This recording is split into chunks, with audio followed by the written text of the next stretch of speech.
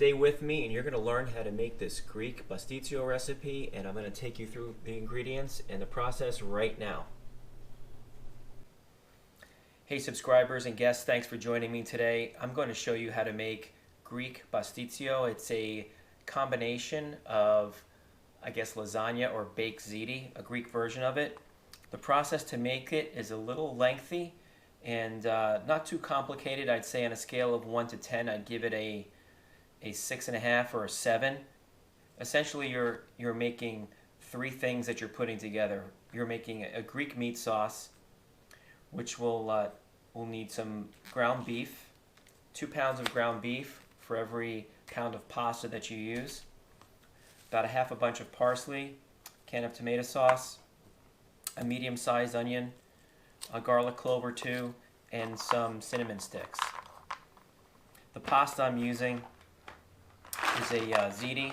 A lot of other pastas have been used. There have been some thinner tubular pastas that some people like to use. It really doesn't matter. The good thing about this recipe is that you can do whatever you want with it as long as you stay to this basic flavor themes. You can put a little bit more onion, a little bit more cinnamon or less. It's entirely up to you. And then the other big thing that we're going to have to make later on is the bechamel sauce, which is going to go into the pasta and we'll coat the top before we bake it off. So the first thing that I want to do is I want to brown the ground beef, and I want to brown it and get the fat out because I want to pour that grease out. We do not want to retain it in the recipe. Today we're going to be making a double batch. I've got these 2 pans I need to fill.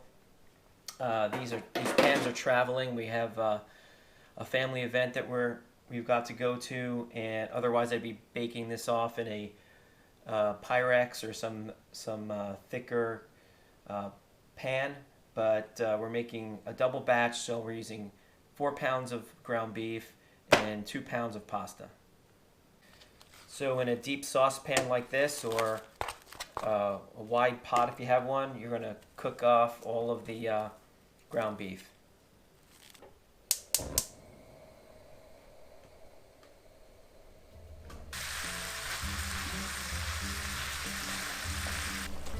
So you want to break up the meat as you're sauteing it. You don't want to have large clumps. You want to have it all broken up. While the meat is browning, we're going to dice up the onion, the parsley, and the garlic.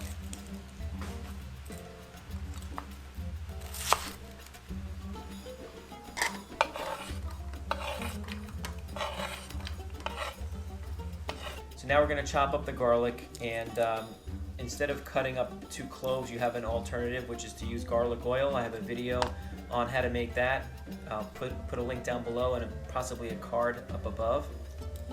But in this case, we're going to use 2 garlic cloves because the meat sauce is going to be just a part or an accompaniment to a lot of other flavors happening in this dish, and you might not notice the difference between the cloves and the garlic oil. So I'm just going to go with the cloves.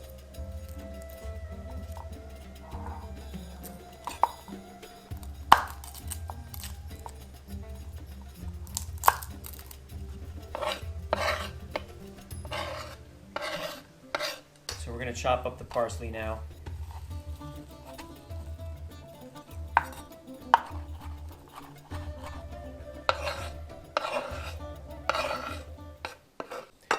So the meat is done, and I actually already drained the grease out of it. So we want to just put this in something else temporarily, so that way we can saute the onions, garlic, and parsley in this pan. You know what? I need to add just a little bit of oil to the pan for the onions, and I will use some of that garlic oil.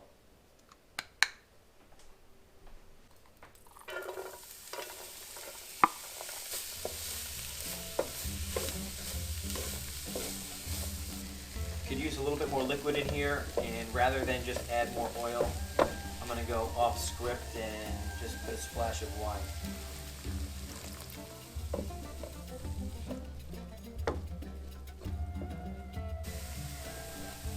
onions are translucent enough, and we're going to add the meat back.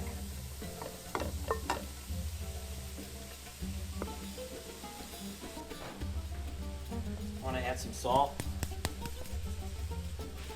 We'll start with 1 can of tomato sauce. We'll gradually add more. What we don't want to do is have this be like spaghetti sauce, extremely loose. This is a thicker sauce, that meat mixture that gets put into the recipe. So we're definitely going to use the second can right away. Fresh ground pepper.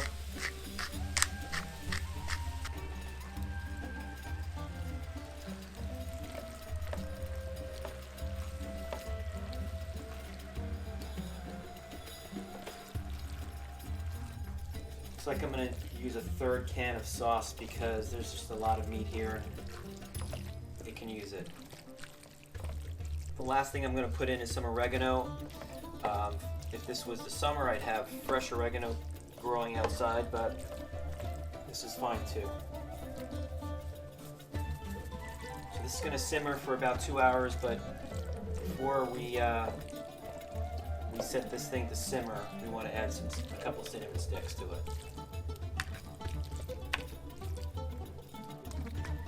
It's not an overpowering cinnamon flavor, and if you don't have cinnamon sticks, you can use ground cinnamon. I'd recommend starting with just 2 teaspoons if you were to go that route.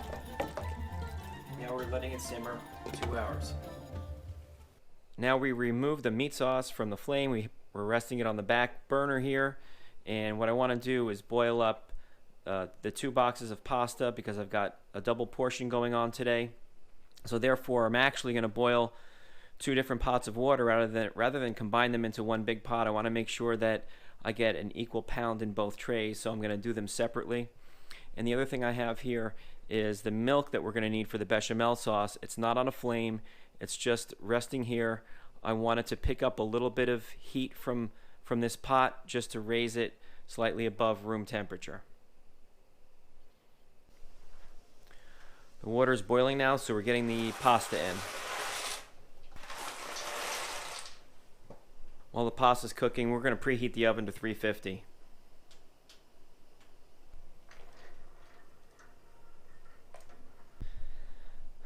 While we're waiting for the pasta to finish cooking, I want to take you through the ingredients that you'll need for the bechamel sauce. Remember, I'm using 2 pounds of pasta. You normally might use 1. So everything I'm going to tell you is for 1 pound of pasta.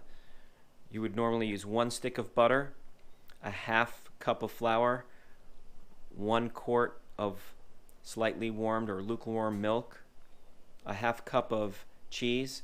You can use Greek Gassetti cheese, you can use Parmesan, Gruyere, and today I'm using Parmesan. A half teaspoon of nutmeg, a teaspoon of salt, ground pepper, as much as you want. Normally 3 beaten eggs. I've got 6 here for the double batch. So on low heat, I've already melted the 2 sticks of butter. In a moment here, I'm going to add the flour slowly.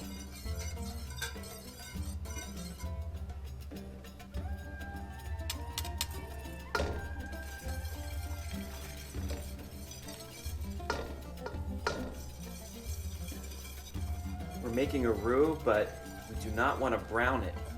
You might want to brown it with other types of cooking, like Cajun cooking and some other things, but this is a more of a white sauce, so we do not want to overcook this roux.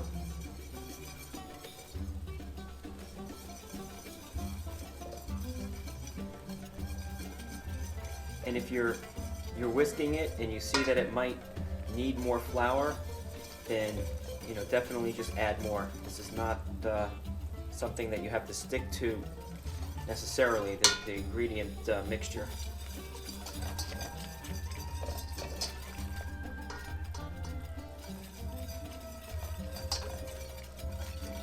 So that's it for the flour. Turn the heat down just a little bit more.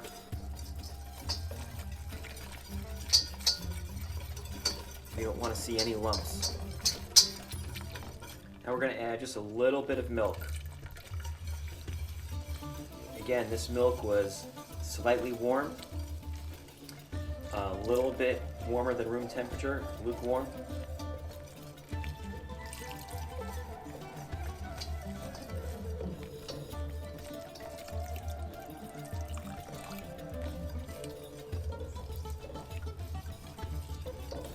Okay, now we're gonna start adding more of this milk.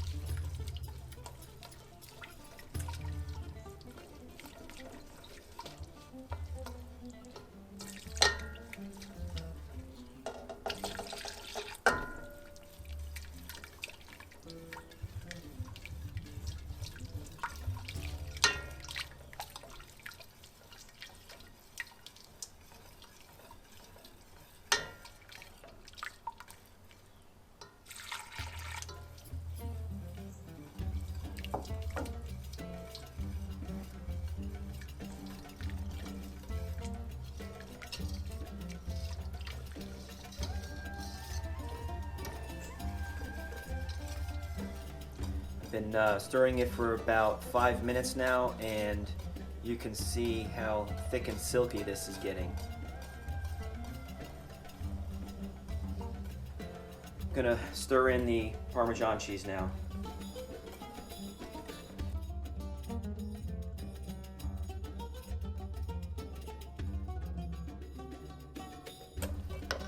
I'm gonna add the nutmeg.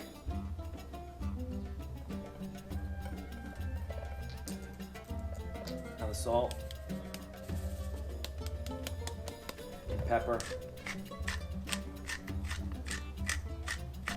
I'm going to turn the heat off and I'm going to let it cool for just a couple minutes, and then I'll add the egg. Alright, so I'm going to add the egg now.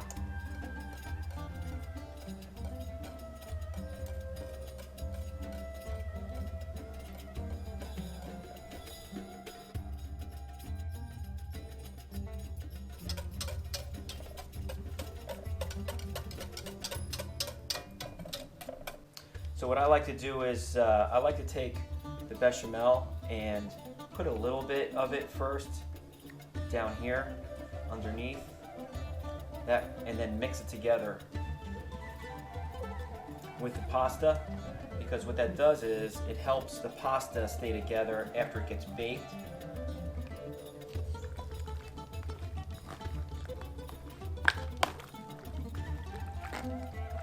Going with a little more pepper,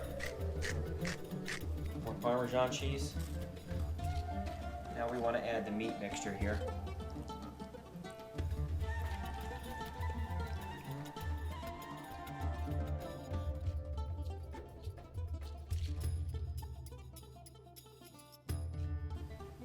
Now bechamel. I don't think I'm going to be able to pour it out of this pot, so I'm going to have to spoon it on.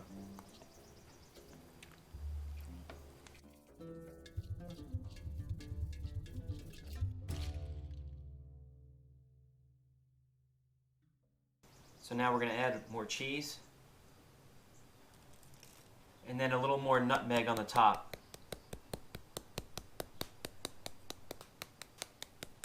We're going to put these in for about 30 minutes or until they turn golden brown on the top. Okay, it looks like they're ready. They're golden brown on the top, and I'm going to pull them out and let it rest for 30 minutes. You need to let it rest before you cut into them and try to remove any of it, because it'll just fall apart if it's still too hot. Okay, it's cooled off now, and I want to cut into it and try to get a piece out. This is really the hardest thing, is to get the very first piece out.